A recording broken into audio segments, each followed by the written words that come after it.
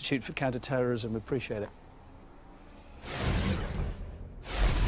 Next, Greece's new government and the EU don't just disagree about austerity measures, it seems. The freshly sworn-in Greek Prime Minister has also lashed out at Brussels over a statement that blames Russia for the escalating crisis in Ukraine. Covering that today, here's RT's Murat Gazdiev now. Just one day in and the new Greek government is already ruffling feathers. In this case, they took issue with an EU Council statement that placed ultimate responsibility for the deaths of 30 civilians in the East Ukrainian city of Mariupol on Russia via its alleged support for dissident fighters there. The Greeks say that they were not consulted about this, that they did not consent to having their country added as a signatory to this statement. However, RT contacted the EU Council to hear their version, and the spokesman there told us that while they regret that Greece isn't on board this statement, they say that they did consult Athens, which begs the question of where the miscommunication happens. It's also worth noting that the Greeks apparently were not the only ones unhappy with this statement. The Austrians, the Hungarians, the Slovakians reportedly all tried to water down this statement, unhappy that Russia was being saddled with all the blame.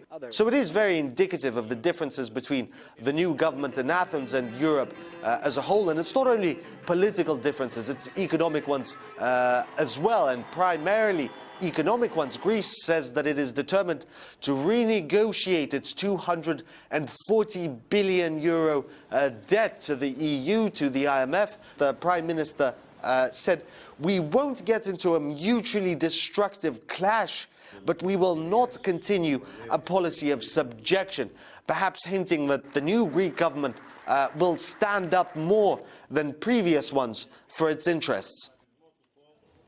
Well, we spoke earlier to Kostas Chrysogonos. He's an MEP for Syriza. He thinks Brussels needs to consult with all member states before making supposed unanimous pronouncements. The new Greek Prime Minister was never asked for his consent. And this is malfunctioning of the European institutions. You can't issue an announcement in the name of all member states without having consulted the newly elected Prime Minister of Greece. Greece is a member state, as far as I know. We think that there has been a unilateral approach condemning Russia, not based on true facts. Everything has been done very hastily, and therefore we need a more balanced approach. And we would like European institutions to consult first with us and then make announcements. EU ministers will meet tomorrow, Thursday, to discuss possible further sanctions against Moscow. One idea being put forward is to block the country from the global interbank payment system known as SWIFT. Economist Max Frad-Wolf told RT Sean Thomas that that would be a drastic measure if it were to happen. Cutting off Russian banks from the SWIFT system maintained out of Brussels would make life significantly more difficult for Russian businesses around the world and would likely occasion a very stern response from Russian banks and possibly the Russian government. Prime Minister Dmitry Medvedev, he actually warned of a tough response if Russia is cut off. Let's take a listen to what he had to say. We will wait and see. But of course, if such measures are taken, I would like to say that there will be no limit to our economic response and any other kind of reaction. What kind of retaliation do you think that the Prime Minister might be referring to there? Well, certainly Medvedev is speaking very aggressively there, but let's be fair and honest here. If you're cut off from SWIFT, your ability to have any kind of normal business flow with the global commerce community is hampered. And so my guess would be that you're going to see a huge response. Part of what I think we're seeing here is Russian authorities pushing back while folks sort of test a possible, what has been referred to, by the way, as the nuclear option here. My guess is that cooler heads will prevail, that we won't see Russia cut off from the SWIFT system because it's in very few parties' long-term interests. And we should keep in mind two things. Escalating sanctions, while it may make folks feel like they're retaliating for things they're upset about, do not have a great history of actually doing what folks want them to do, and they do have a history of hurting both the sanctioned and the sanctioner from an economic perspective. So, while threatening Russia with more economic sanctions, the US and the EU are also throwing a financial lifeline to Ukraine. Both unlocked fresh loans for Kiev in the past couple of days. Ukraine's also asked the IMF too for more money, though the fund has got reservations about that amid the ongoing instability. Full analysis coming up a few minutes from now.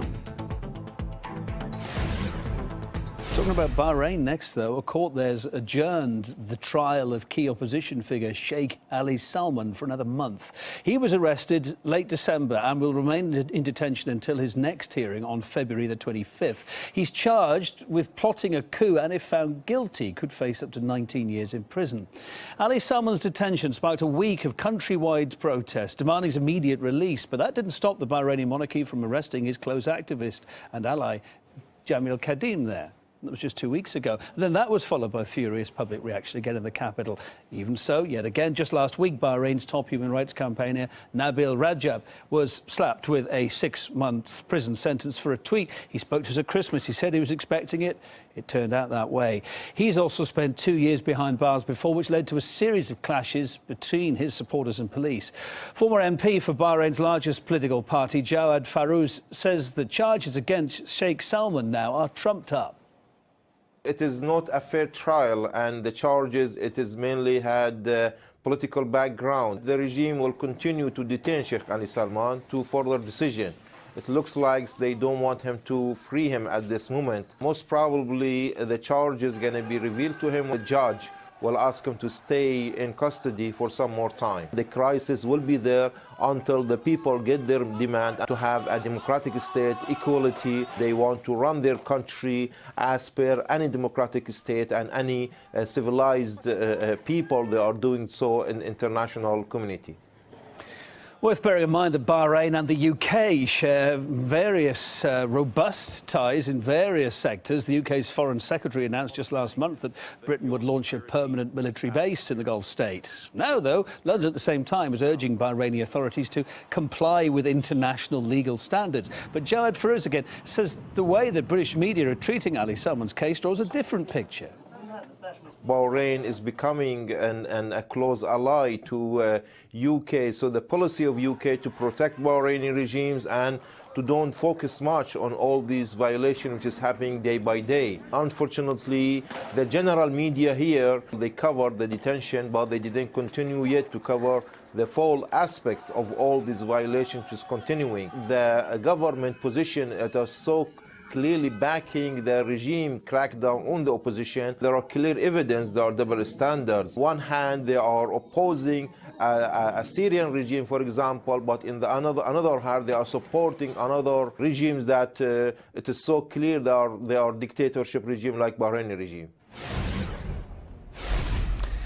This month's terror attacks in Paris impacted Muslim communities across Europe. In Britain, anti-Islamic sentiment is so high now it's affecting even the youngest in society. In fact, an organisation that monitors incidents against Muslims has reported a rise in bullying against children from Islamic families in British schools. And it's more than just name-calling and bad language. Some physical attacks have been registered as well.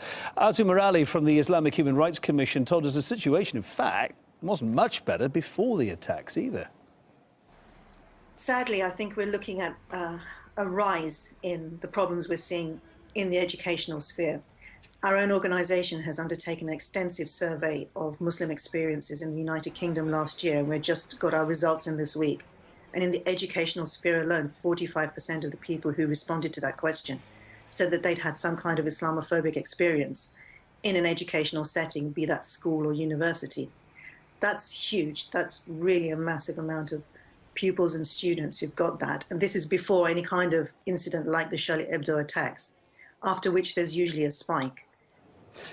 But some in the UK are going to other extremes to show that they're not Islamophobic. For instance, Oxford University Press has banned reference to pigs and sausages in its children's books in a bid not to cause offence. It means popular cartoon characters such here as Peppa Pig can't even be mentioned now.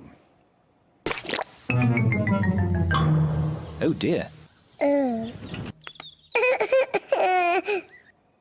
Well, the clampdown was immediately slammed as nonsensical political correctness. I'm sure you've got your views on it. Representatives of Muslim communities say the ban has ridiculed their beliefs, pointing out that words by themselves don't cause offence, but only in certain contexts. Accusations of political correctness gone mad, of course, not so long ago, as we reported, were heard in Sweden recently, where that range of licorice sweets were pulled off the shop shelves on account of being racist. The candies were shaped to look like articles of African art, but some took that as an insult, throwback to slavery. They didn't like it again. I'm sure you've got your views on that. Let us know, rt.com, if you want to comment on all our stories.